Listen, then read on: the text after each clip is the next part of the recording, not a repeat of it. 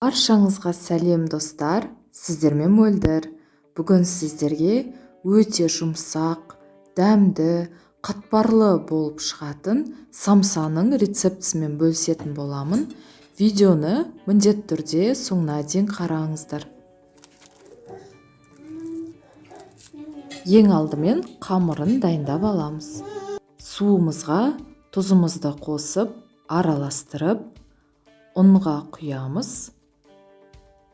Сұйық май қосып, араластырып, орташа жұмсақ қамыр илейміз.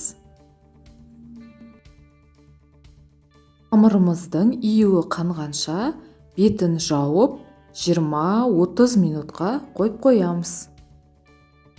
Қамырымыздың ортасына құйрық майды немесе іш майларды төртбұрыштап турап, тұшытып аламыз. Содан соң қоюы мен сұйығын бөліп, майды толық суытамыз. Біздің қамырымыз 30 минуттай тұрды. Енді қамырымызды жұқалап жаямыз.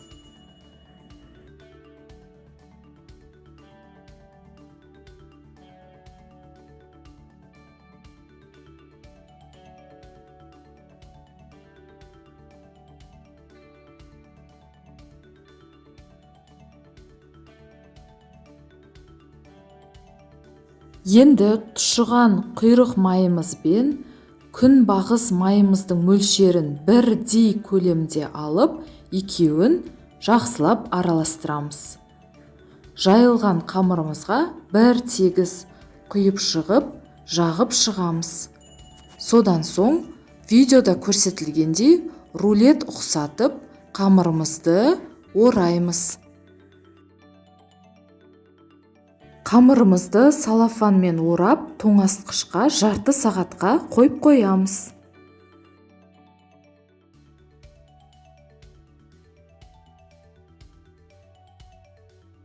Қамырымызды тоңазытқыштан алып, осындай бөліктерге бөліп, үстінен дәл видеода көрсетілгендей басып шығамыз. Ұнды мүлдем қолданбаймыз, сонда қамырымыз қатпарлы болып шығады. Бар құпиясы осыда. Бөліктерімізді жайып, ортасына салмасын салып, өз қалауыңызша кез келген пішінде түйіп шықсаңыз болады.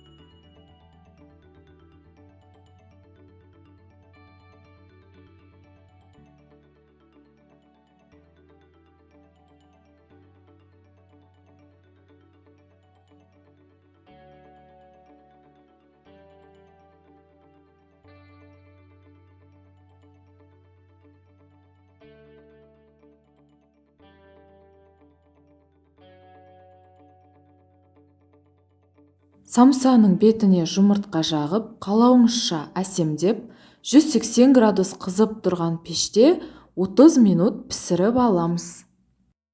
Самсаларымыз дайын болды.